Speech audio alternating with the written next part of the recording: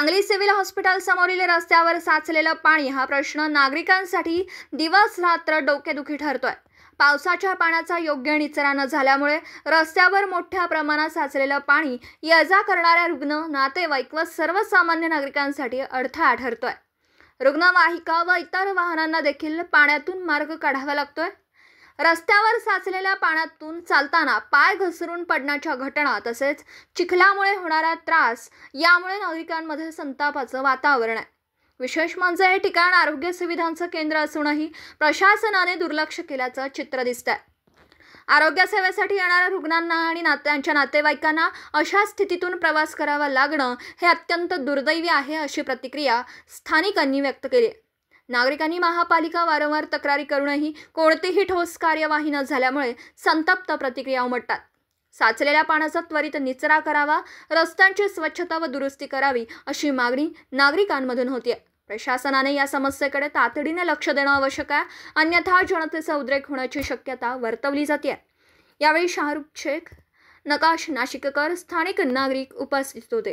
नमस्कार, मी शाहरुख शेख। या सिव्हिल चौकात 2 नंबर गेटला पूर्ण पाणी असं पावसाचं थांबलेलं आहे। याच्यामुळं काय होते, येणाऱ्या जाणाऱ्या लोकांनाही भरपूर त्रास होतो आहे। त्यामध्ये लोकांना आतल्या सिव्हिलच्या नातेवाईकांना जे ॲडमिट आहेत ते लोक त्यांना येण्या जाण्यासाठी एवढा प्रॉब्लेम होतो आहे की यांना येण्या जाण्यासाठी रस्त्यावरून जाताना गाड्यावर तिथे अंगावर पाणी उडते, भरपूर ॲक्सिडेंट होतात तिथे। त्यांना नगरपालिकेला आम्ही 10 वेळा अर्ज देऊन 10 वेळा त्यांना सांगून तरी पण ते त्याच्यावर लक्ष देत नाही आहेत। आता हा पाणी किती वर्ष झाले तर थांबतो आहे, एक 10 मिनटं अर्धा तास पाऊस पडला तरी तर पाणीच असतो आहे। त्यात येण्यासाठी जाण्यासाठी लोकांना भरपूर त्रास होतो आहे।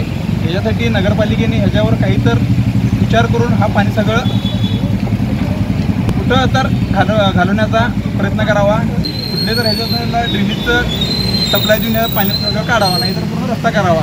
हा रस्ता एवढा खड्डा मोठा झाला आहे की येता जाता गाड्या लोकांना माहिती पडत नाही की हा पाणी किती आहे आणि खड्डा किती आहे। येता जाता लोक दररोज कमीत कमी 4-5 जण इथं ॲक्सिडेंट होतात, पडतात। सिव्हिलला लोक इथं हॉस्पिटलमध्ये उपचार करण्यासाठी येतात, त्या ॲक्सिडेंट ॲडमिट होण्यासाठी येतात, हे तर आम्हाला कळत नाही। सिव्हिलजवळ कमीत कमी 25 वर्ष काढले आणि आतापर्यंत 2 नंबर गेटला जी पाण्याची अवस्था आहे, जरा जर पाऊस पडला तर पाऊस इथं पाणी इथं जात नाही।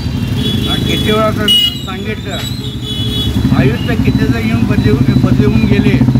आता जे आयुक्त आहेत ते 1 नंबर आयुक्त आहेत, म्हणून तिने निर्णय घेऊन या पाण्याचा निचरा करावा अशी आमची अपेक्षा आहे। आणि सिव्हिल पुढं असल्यामुळं इमर्जन्सी पेशंट मोटरसायकलून येतात, बाईक स्लिप होऊन गाडी स्लिप होऊन किती वेळा झालेलं असते। आम्ही स्वतःहून खांद्यावरून घेऊन पेशंटला देऊन व्यवस्था केलेली असते। याबद्दल महानगरपालिकेनं होताल तेवढं लवकर आयुक्तांनी निर्णय घेऊन हे पाण्याचा निचरा करावा अशी आमची अपेक्षा आहे।